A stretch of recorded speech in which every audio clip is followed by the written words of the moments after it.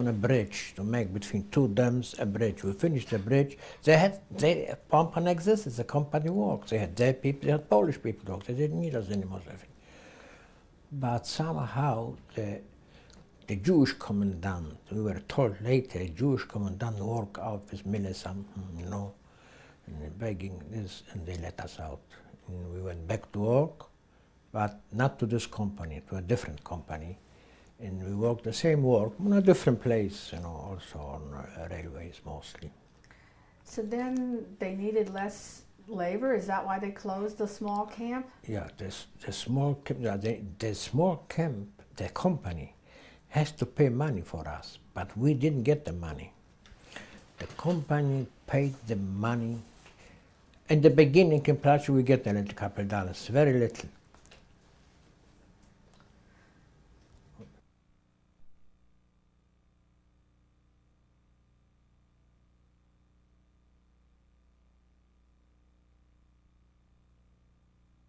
Interview with Sam Leiser. You were mentioning that the small camp at Plaszow was closed and you were moved to the large camp for a couple of days. This was in the winter of 1943. No, this was not. This was approximately this was in the fall actually. In the fall of 43? September 43. Yeah. So you only spent 2 days in the large camp. Yeah, I don't remember. I think 2 days. Is there any? One day and a night and another day, and the next day we came out, but the door was staying. John was the next to get there. He hit everybody who passed by the door, and they count us up. And we were walking, and under our feet there were rucksack and sacks and suitcases full of laying on the ground. We didn't know what this is, but we took it with us because it was close. So anyway, they count us up, they bring us to the train station, and they loaded that up, and we took all the clothes whoever could carry. We came to the wagon, we opened up, we divided between us. This was a big help because this clothes, whatever it was, I don't remember what it was, mostly men's clothes and all kind of clothes. So we divided between us. It was a fight, but still we were good organized, a bunch of, we knew each other from Gorice. And later on, when we came to the other camp, we started selling this clothes, what we got there, and buy food. Meanwhile, you were still wearing civilian clothes. All the time. And I got good clothes still, from home yet. You were still wearing your own clothes. My own clothes. You had not received a number. Not received a number. Now, when you went to this, where did you arrive now? In Skarżysko. In Skarżysko. Still, you were able to keep the clothes you were wearing? Yes, but there was something what happened there, important. Skarżysko had 3 camps, A, B, C. And the camp A was not bad because the camp A was, it was hard work. People were dying in the work. A work means department of the factory. We were just make the outside for the cannons and for the revolvers, for the machine, the outside. We didn't fill them. The same was on B. On C, this was another camp, the same camp, but was a couple of kilometers one from each other. Everything was in a forest, in woods. They fill up all this, what we did. They fill them as green, you call it. The people got yellow, they died because it eats up their lungs. So we came off this work C, and I talked to my brother, I said, no, go here because we met the people we know already from. So when you first got there, you were assigned to work C. To work C. We sleep one night and work C, and they took us to work, and all our clothes, our junk were left in the barrack. We had just to go to work, we come back. They came to work, they say they need 200 people to go to work A. So everybody was, not everybody knew at that time. Now I know what work A is. I said to my brother, it's no good, he is dead. Here we finish, let's go to work A. So I went to a Jewish policeman, I took out from my shoe 10 dollars or zlotys, I think, bring him dollars, and I gave. I says, let me, my brother, put me in there to go to work out from here. We were sure they take us out, they bring us to the barrack, we take our clothes, and we go. They brought us to work but our junk, what was for us, it was a fortune, it was $1 million, all our clothes and our reserve clothes, what we got, stayed there in the barrack. We didn't see the barracks anymore. They took us, we were walking maybe 5-6 kilometers to the other camp. But the wind-up is that, thanks God that we went there, because in the Svet, a lot of our people died. Those people who had work, which didn't work direct with the chemicals, they survived somehow. Whoever wasn't sick, a couple survived. But the one who was working with these chemicals that they clean, they call it, to fill up those how we call the outside from the bullet, you know. Casing. The casing, yeah. These people got lung sick, they got yellow, burnt here. And so we were over car, was good.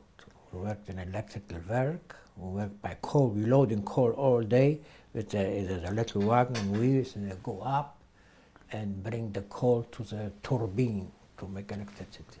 And you were able to realize just within one day there that... Yeah, because we met the people. We saw them. We were on the Cape first, we met people we know. Ah. We met people who came there before us, you know. All Jewish people, we talk, they tell us how the stories, they tell us if we can get out of here, get out. So we came to the Verkeba, we didn't have nothing, you know, we only have what we were wearing.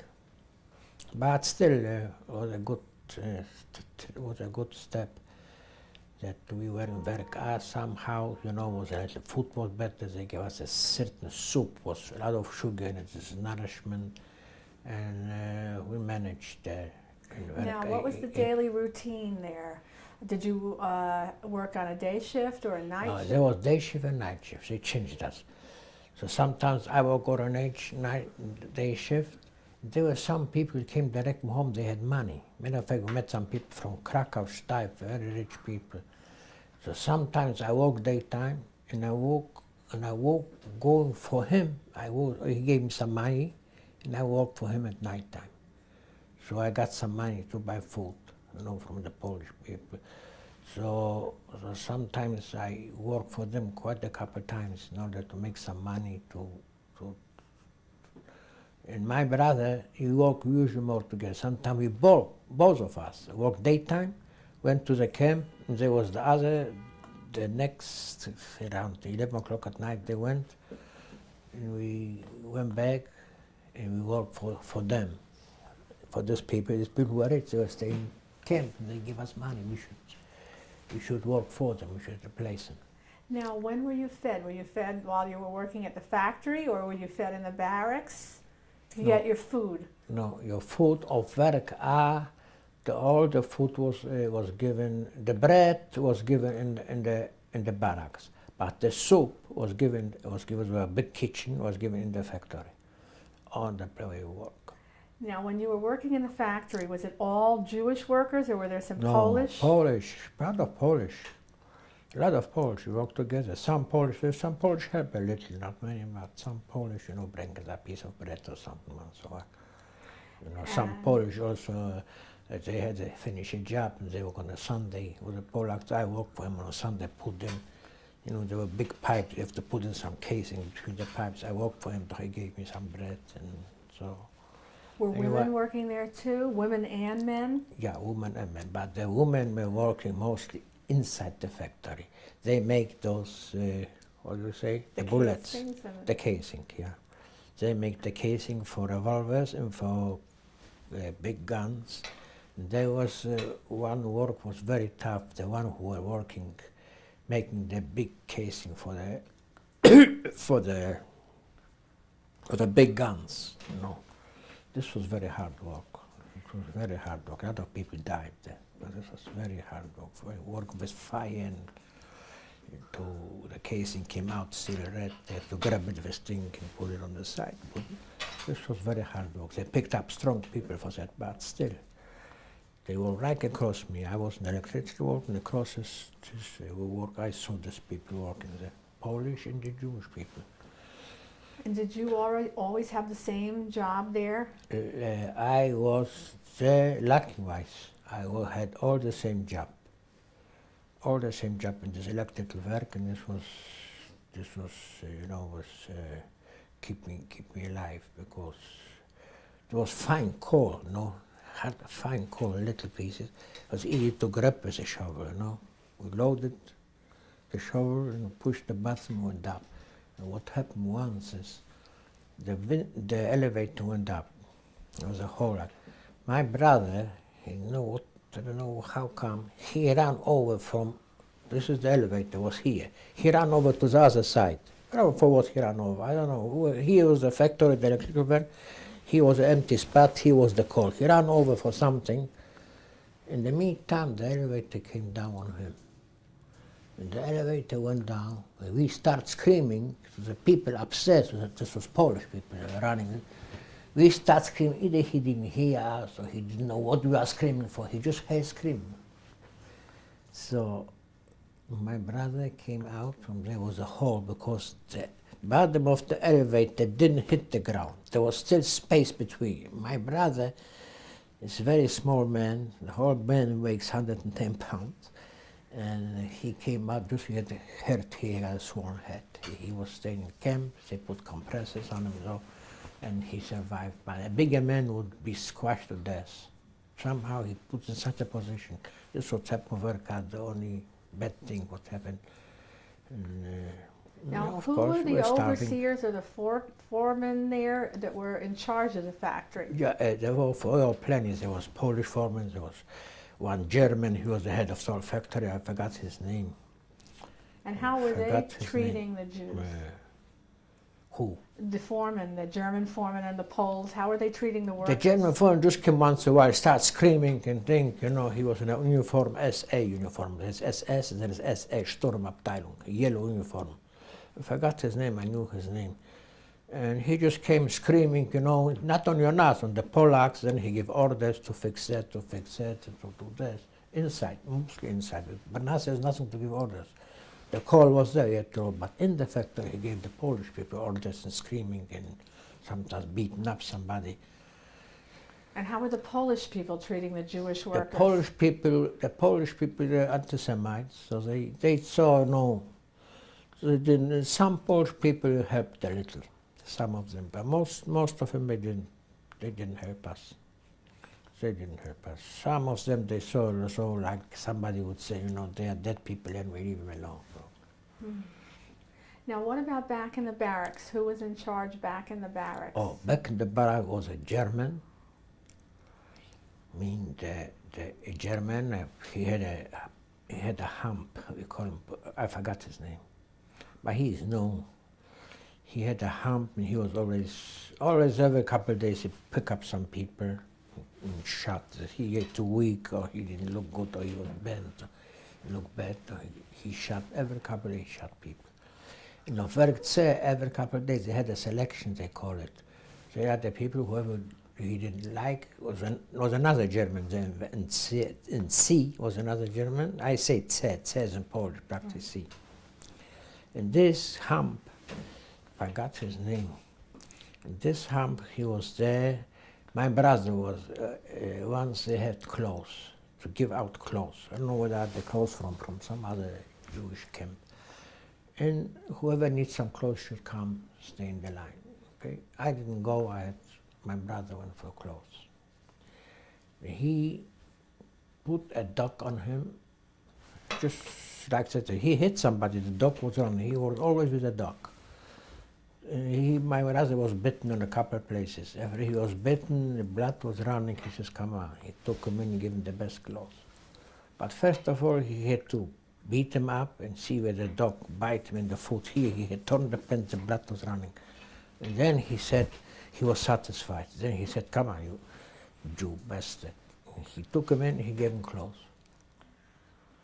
And then he came to the barrack, he put some stuff on it. Now, when they made these selections in Work C, Yeah. did they kill them right there on the spot? No, they killed him on the spot. No, not in camp. They took them out of the camp. Into the forest and killed them. They didn't transport them away. They killed them. No, they killed them. They killed them on the spot, out of the fence. And the same thing in Work A when they selected someone who was weak? They killed him in the camp. Work A was no room. Right in front of everyone? Work A was, our place was not on the forest, it was more open, was houses there. So they just dig a hole and they killed him. And put him in the hole? They put him in the hole and they killed him. Right in front of people? Yeah, they killed him. So the always killed, he said. Rather, I looked through the window, he always says, when he had a gun, always he held the gun with two hands. He held on with two guns, he killed people. Now, the whole time you were in Skarżysko, you now remained in Work A and I remained in Work A. Did the same work? Yeah, till I went to the other camp. Right, and that was probably about in the fall of 1944 that Skarżysko was closed and everyone was sent? Everyone was sent. We went from there to Częstochowa. And did the same kind of factory work in Częstochowa? The Częstochowa was also mostly. I work always was more or less the same kind of work. Was sometimes digging, straightening out things, prepared for the railways. Mostly, I was some work inside. I was in the factories. I worked mostly outside. You were working outside in Częstochowa? Yeah, in Częstochowa. There was a factory from Częstochowa. There was a factory that they make from potatoes, like you got here, the potato chips. So they make the small potatoes flock into small pieces, and they made soup out of this. There was a lot of loading, and sometimes I was on the wagon stealing some potatoes. It was risky too, and bring it to the barrack, you know. But thanks this factory, so somehow were potatoes, so we didn't starve to death. Many people died there too. I'm talking about Częstochowa now. Yes. Now your brother was still with you in Częstochowa? All the time.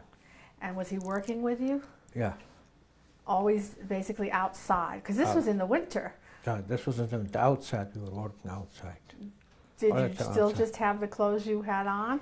I still have the clothes we had on. But nothing terribly... But then it started, you know, just was only one thing in Skarżysko, so we had, in Częstochowa, no more. But in Skarżysko, we went once a week, 1 and 2 weeks, to take a shower, and the clothes went into a steam which killed the lice. Because there were lice in lice, yeah, and Plaszów were a lot of lice. But that's why, yeah, in Plaszów, can I go back to one thing? Sure. In Plaszów in the summer, break out the typhoid. When the typhoid broke out, almost half died on the typhoid.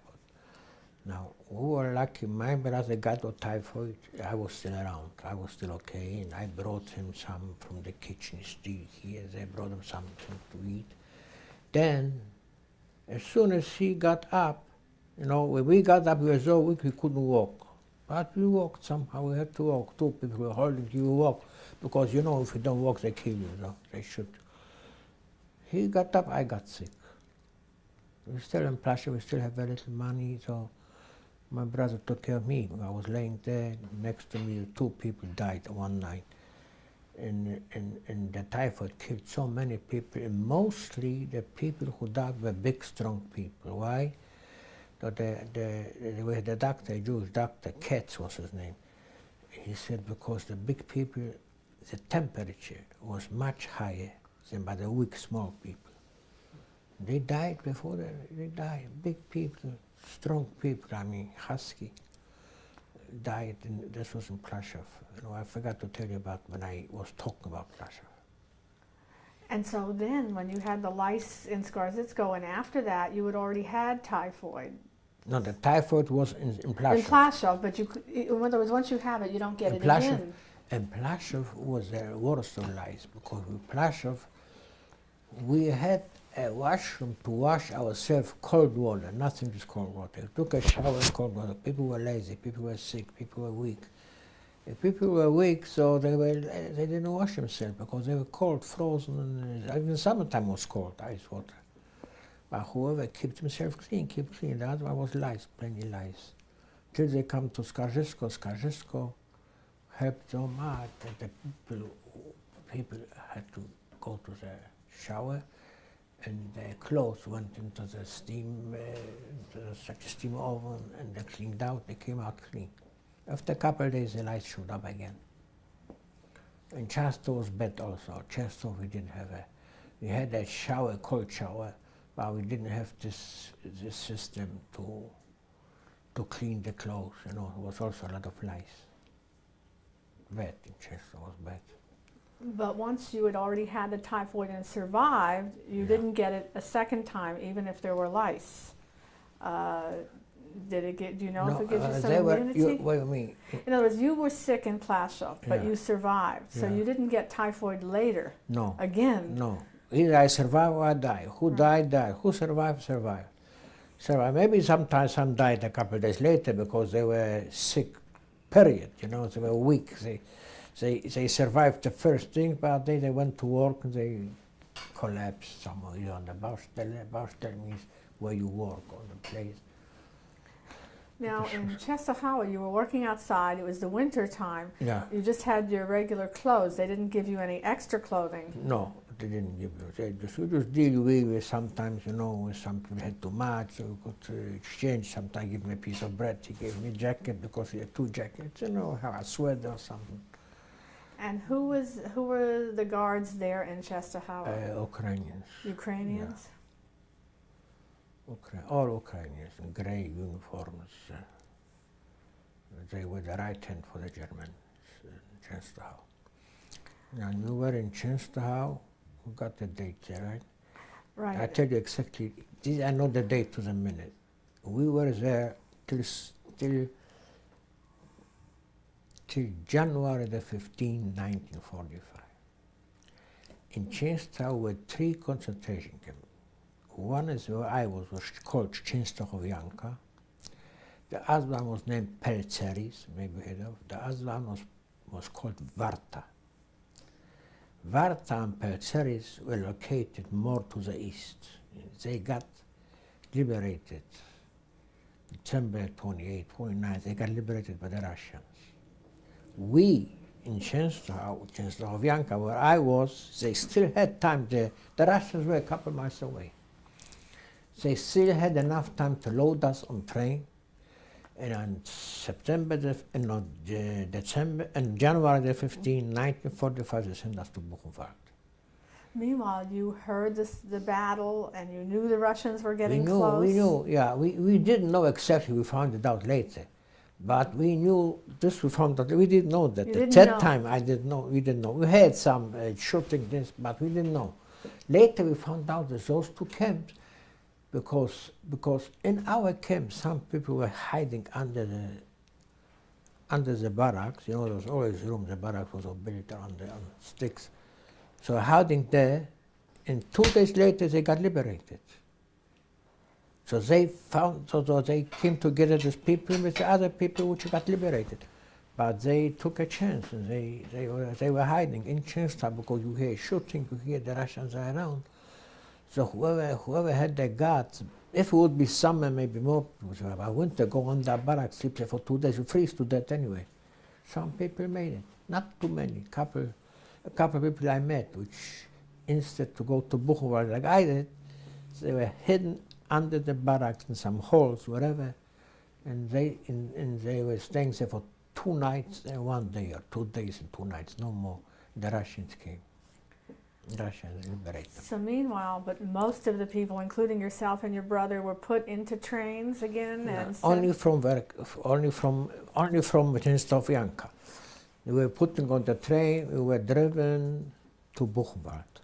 This was winter, January the 15th, 16, like I said. And was this a long train trip, or? I don't remember. It was quite a long trip because we were driving very slow. You see, any train had to go, we had to wait, let them through. Most of the train was with the soldiers, with this. So it was a long trip. I don't remember how long it took, maybe 2 days and a night, I think. Did they give you any food on the train? No, nothing. What we have, we gathered something. You took something with you? Yeah, but they didn't give it. He had some bread, some marmalade, some they give us something, you know, before we were loaded, you know. And, So then what happened when you got to Buchenwald? when we got to Buchenwald, we were staying outside the whole day. It was cold, and we finished our food. Whatever we have was nothing there. Then they took us in Buchenwald, downstairs somewhere. Also, everything closed. They took all the clothes away. They put us in a bathtub. Individually, everybody with these chemicals. You shouldn't have any lice. Everything was cleaned up. They shave our heads, and they shave us here and everywhere. And we got the shirt and the white and blue pashak, we call it, the uniform, the concentration camp uniform. They sent us to a barrack in 63. This was a quarantine. We didn't go to work. We were sitting in the barracks. And they gave us a piece of bread, and they gave us a coffee in the morning, a piece of bread, and a soup. And we didn't do nothing. We were sitting in the barracks. The worst thing was at night, every evening, was a roll call. It means they put us outside to count. They knew nobody escaped, because every 3 barrack was a wire. There was so many watches, and nobody escaped. They knew very well. Jews kept us 2-3 hours outside on the snow, and some of people didn't come back in the barracks. They froze to death right next to you. So whoever survived went back to the barracks. So this was going on for maybe not long, a week or so, maybe not even a week. Then they came, what I'm concerned. Then they need again 200 people to work. I said to my brother, let's go. Here we, just from the appel, they call it, appel, roll call. Here, so we go. You had We this didn't know choice. where we go. You had a choice. In other words, they asked you to volunteer. If they need 200 people, if you don't volunteer, they grab you, they put you. But they ask you, they don't even to be bothered. 200 people, whoever is healthy, go to work. We go to work. They gave us another jacket, a heavy jacket. Oh, we have just this thing, a shirt and a underwear and a white and blue. What about shoes? Shoes, for wooden shoes. They gave you wooden shoes. They gave me wooden shoes. So now that you're going to work, they give you an extra They jacket? gave me an extra jacket. I had a trickle jacket, and they gave me a hat. Did they give you a number while you were in Buchenwald? Yeah, they gave us numbers here, but they didn't put them in. It was too late at that time. They didn't put it in here. This is the number, was 114,507, I think. And we went there, and they took us on train, and they bring us to a concentration camp, which called, it was the Außerkommando from Buchenwald. It means Buchenwald had under, like Dachau, had maybe 15 or 20 camps under his small camps. This belongs to Buchenwald, and this was a factory where this was Black Mountains, and the Black Mountains, and I don't know how they call them, rocks, you know, such a, they made the V, V2. V2 is V2, German. They built the rockets, they were shooting from Canal La Manche, you call it the English Channel. You call it the Canal La Manche was in France, and they shoot across the canal, they bomb land. This was the factory. But we didn't work in the factory itself, only Germans worked in the factory.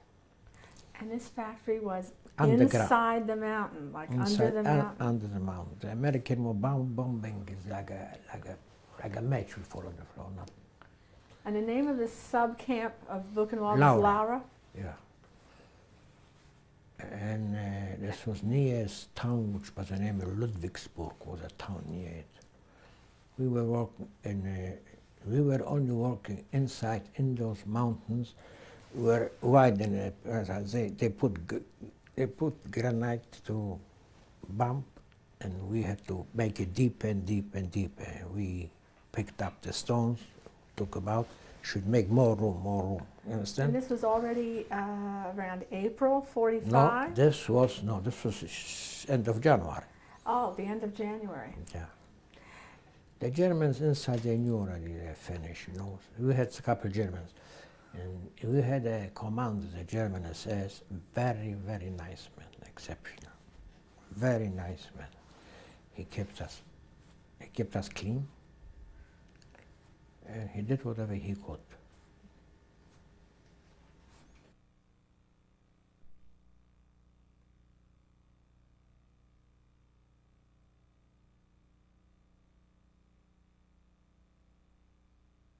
It is April 28th, 1996. This is an interview with Sam Leiser. We were talking about the commandant in Laura. You were saying that he was a SS man, but he was a decent person. Definitely. How did he try to help the Jewish people that were working for him? First of all, this was not a Jewish camp. This was 600 people. 400 Gentiles, 200 Jews. The Jews were in a different barrack, but in the same camp. Me, my brother, and another friend, he lives also in Toronto. They didn't have any more room in the Jewish barrack, so they put me together with the Gentiles, French and Belgian people. French, Germans and Belgian. And we lived, they had what to eat. They got from the Red Cross packages. We didn't have nothing. But this man, first of all, he keep clean. He went to clean to the showers. They keep our things, so shouldn't be any lice, Everybody, there was very, very clean. Then whatever we got was not much, but was clean. It was a soup or a piece of bread, whatever he could.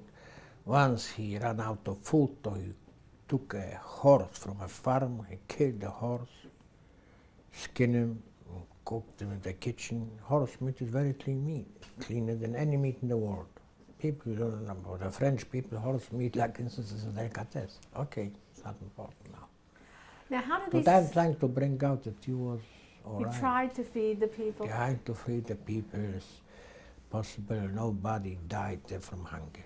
How did these French and Belgian people end up working in Germany? Were they prisoners? How did they end up? The Germans mostly were criminals. And the French and the Belgians, they're political. And how did they treat you living in with them and you were Nothing. Jews? They were not too friendly, but they didn't bother us. They didn't bother you? No, they didn't bother.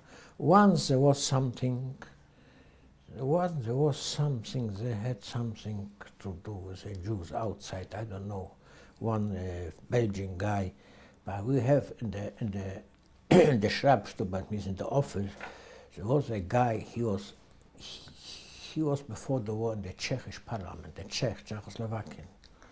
He found out. He was in the office. He was a big shot. Also a Häftling. He was a prisoner, but he came in. He brought them out as Belgian. He doesn't show shame. He said, "You are these people."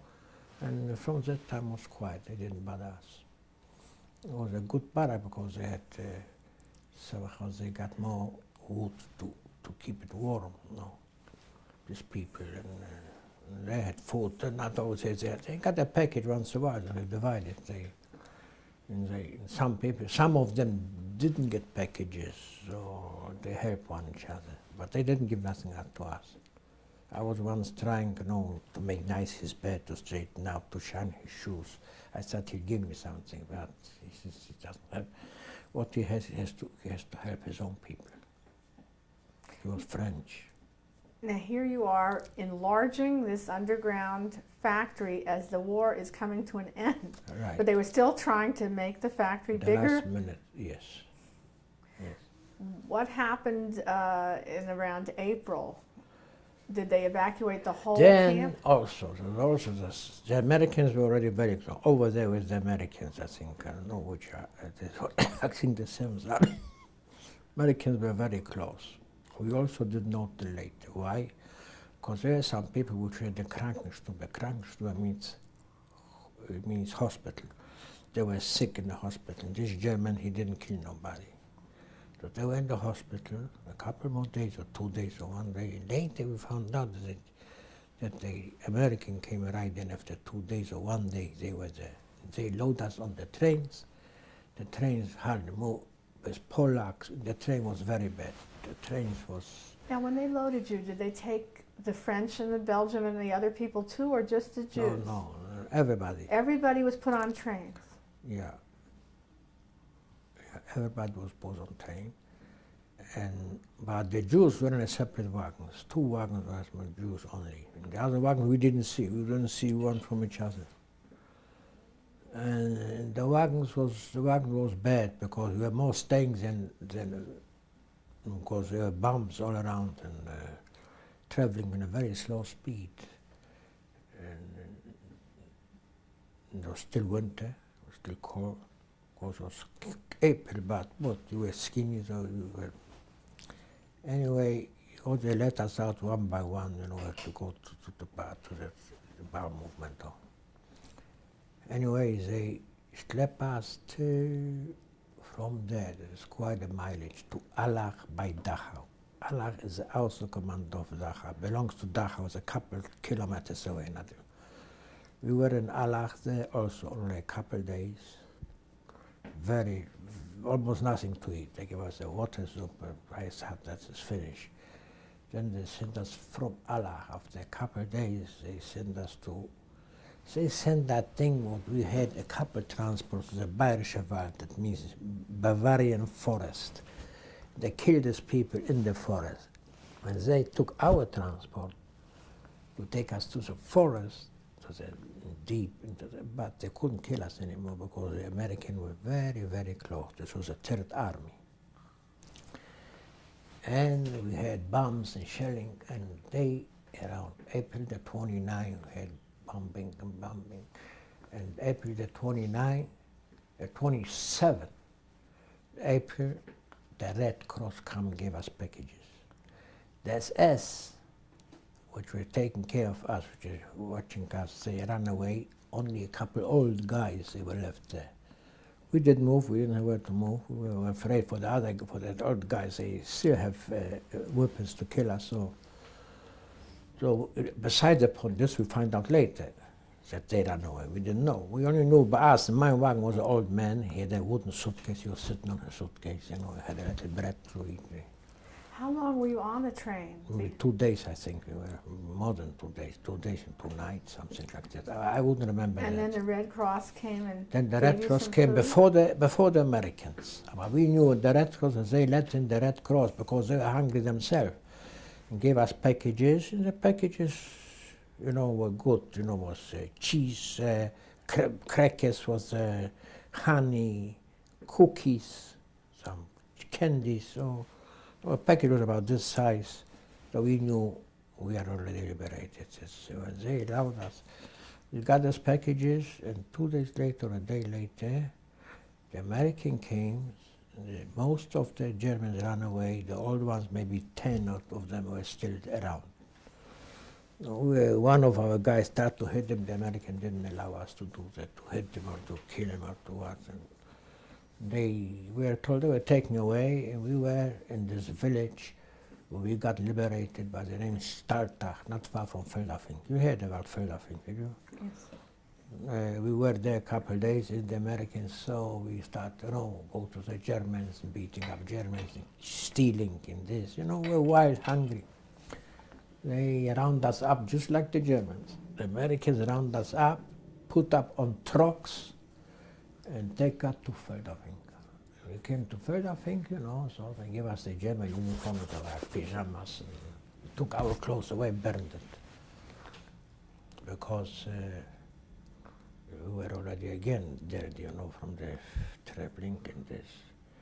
Then we stayed in Feldafing a couple of weeks. I was there quite a couple of weeks and start to organize a little bit.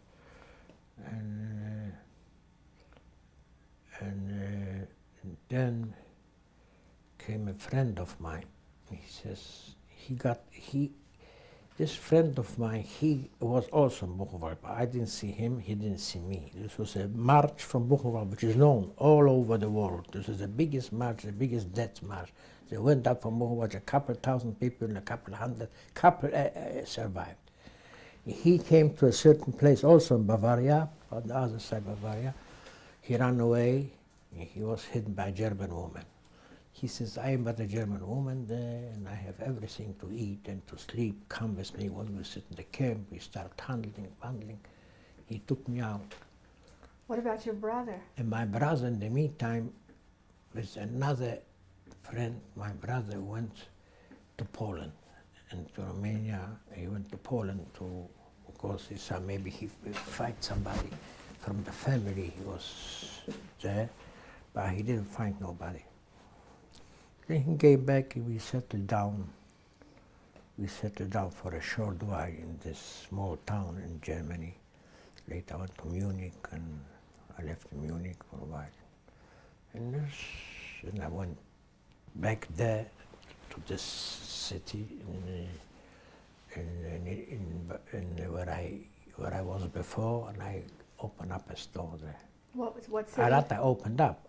A friend of mine had a store, and he was going to Australia.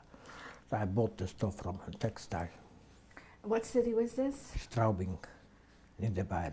Niederbayern means in Lower Bavaria. Meanwhile, how did you have the money to buy the store from him? How did you have the money? How did you get the money? No, because through this time, from I bought the store maybe 1948, 49, 48, and meantime we were handling, you know, my brother was in Poland, he brought some stuff, and we handling here and there, you know, we had some help from the owner also, and gradually we work ourselves up, you know. What made you decide to stay? There wasn't big money involved, you know. Right. What made you decide to stay in Germany for so many years after the war? I tell you what made me start. First of all, you want to come to yourself a little bit. At that time, especially when I bought the business, so I want to get settled a little bit financially. Then we lived in Germany at that time. Unfortunately, Germany had much higher standard of living than people live here. I mean, our people, I'm not talking about people which are born here in this. We live very comfortable in Germany. I had 2 cars, I had a chauffeur, I had a maid, I came to America, I looked for a job. Didn't know the language well, and over there I was a big shot. I had a truck, I had a Volkswagen, I had a chauffeur, I had a maid in the house. What were the attitude of the German people toward you at that point? I tell you, the German people you have to understand, because the German people are not Polacks. This is intelligent people. They act like nothing would have happened. We don't know nothing. We are the best friend of Jews. We don't know nothing, most of them. Some of them, so they were polite. They were not, first of all, they were low. They were, we were the winners of the war. So they were.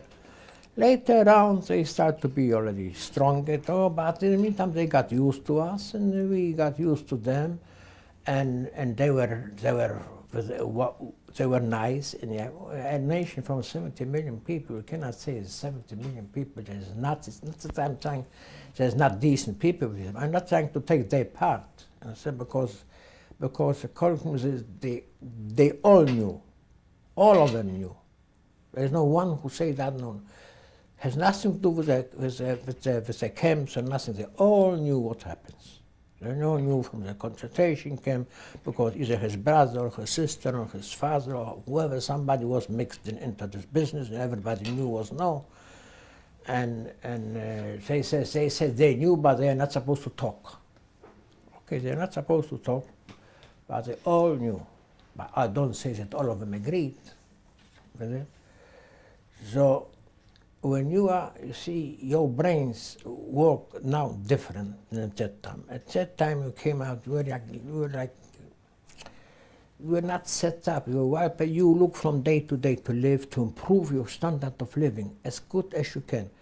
Everybody lives with a mind at that time for the future to go to America. I didn't go to America, I go to Canada. I registered myself and I go to Canada. I went to Canada. My brother went before me, and then I had still the store. My brother says, I don't want you anymore, 1955.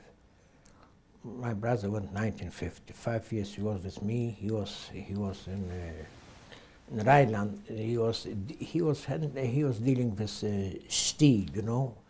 And Rhineland, this is northern Germany, all the factories from knives and the best steel, and there was Solingen is called.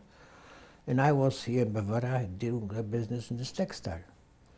Then 1950, he decided he doesn't want to be anymore in Germany. He went to Canada.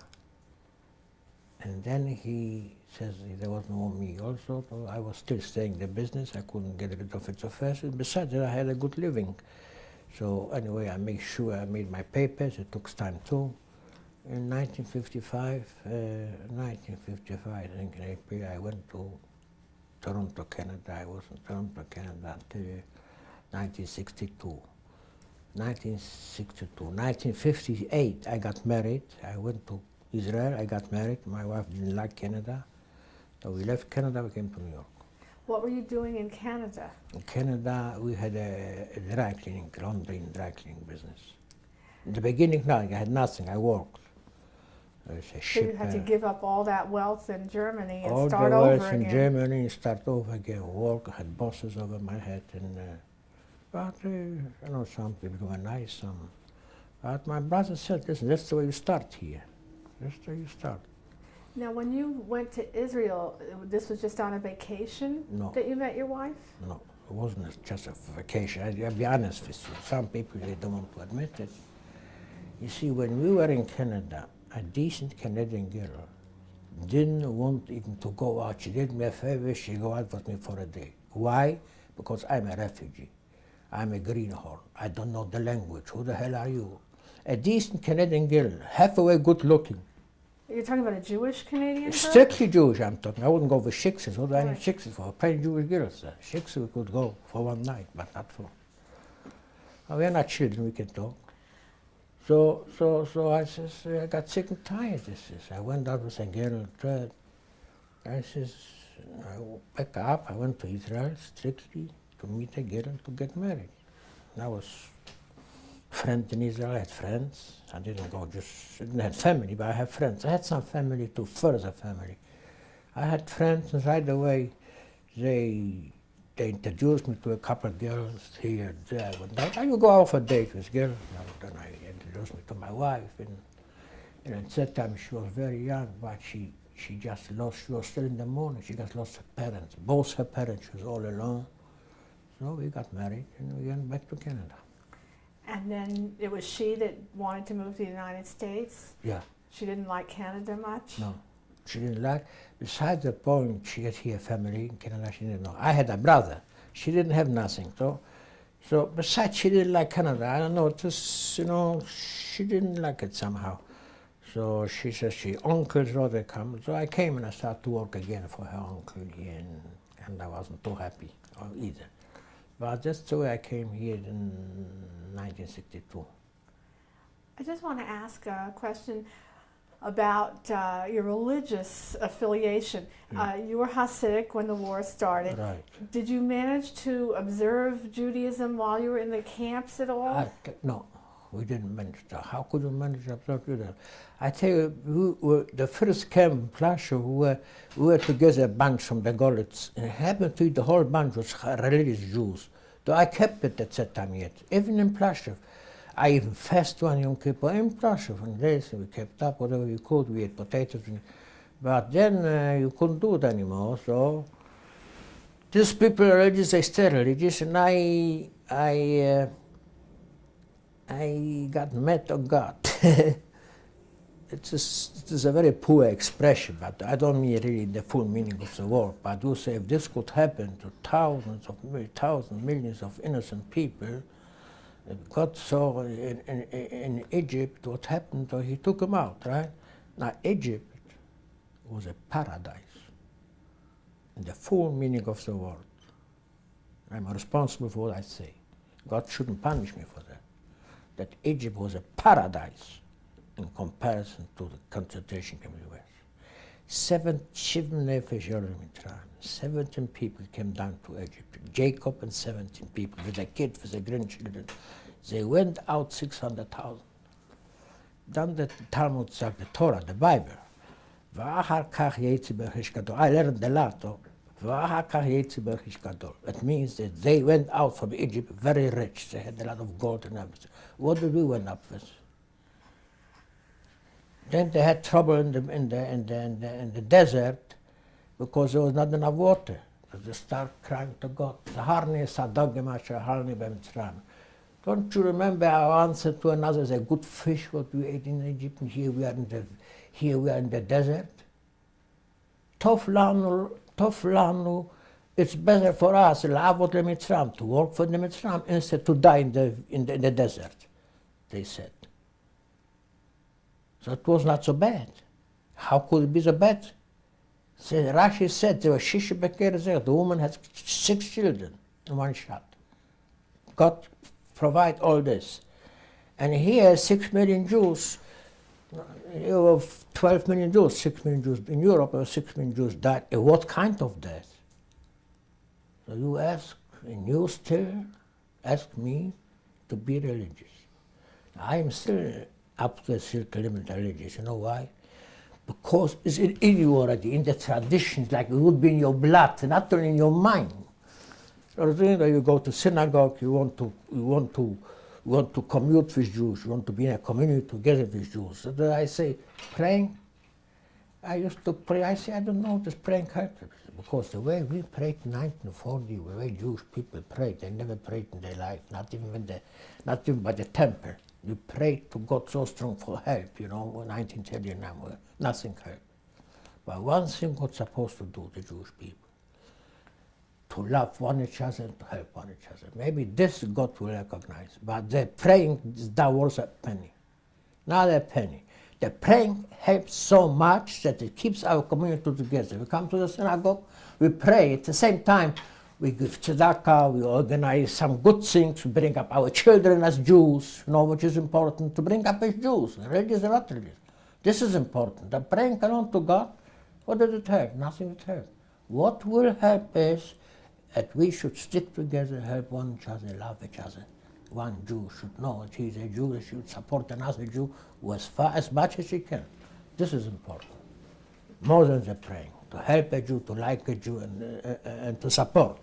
That is important. The praying, in my opinion, who am I to say? This is my mind. I don't say, I'm just talking to you because you are here for interview. But I wouldn't tell it to nobody to say, don't pray. Pray, everybody. I pray too.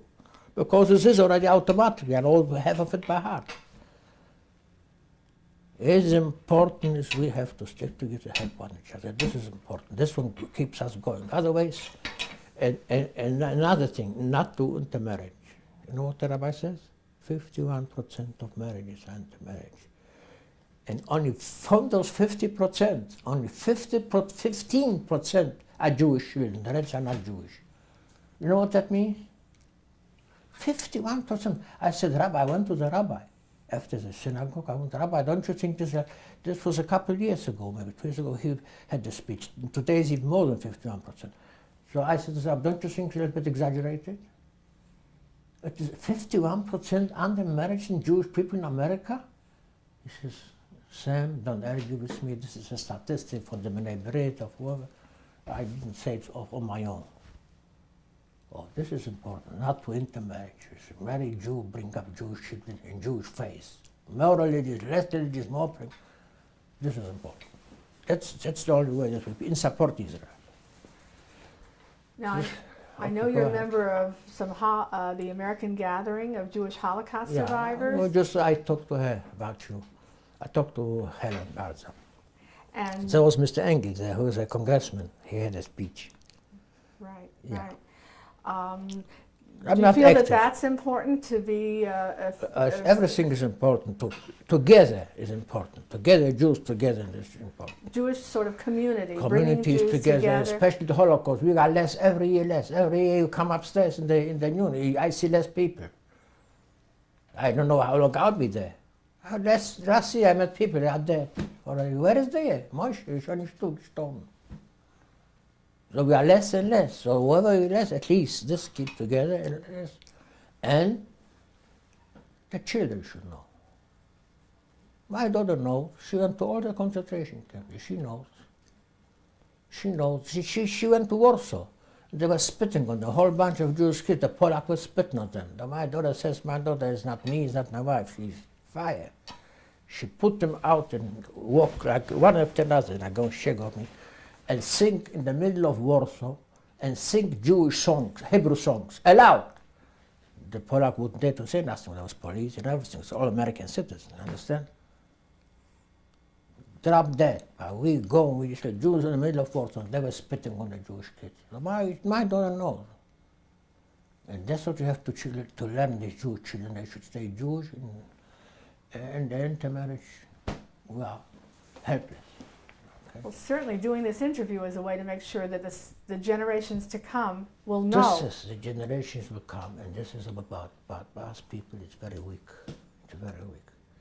We were 5 million people how many years ago in America, and we are again 5 every people. There's 60 million people, Germans, there's 80 million people. So 33 million Polacks, there's 40 million Polacks. 7 million more. Every nation is multiplying, right? And we are going back. So what's going to be there? This is already America, right? So if not Israel, so we finish altogether.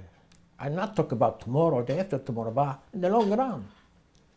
We cannot look from here, we have to look further. Is there anything else you wanted to add, looking back over 50 years, how your experiences have affected your life, the life of the Jewish people? I mean, now that it's 50 years later.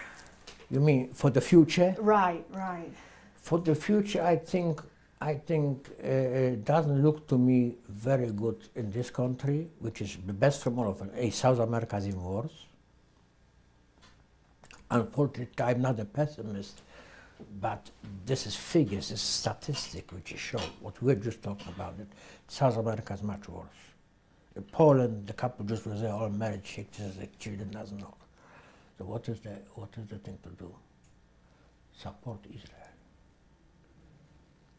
Just to support Israel. There was one millionaire, very, very rich man, one of the first men in Texas, years ago, I go back. And when Israel became Israel, he had a small community. Jews, they come together once in a while. He criticized Ben Gurion. And he criticized Israel, he criticized, it was 1948 when Israel became Israel. But he spent millions of dollars at that time for Israel. He was a millionaire, he was an oil man. So people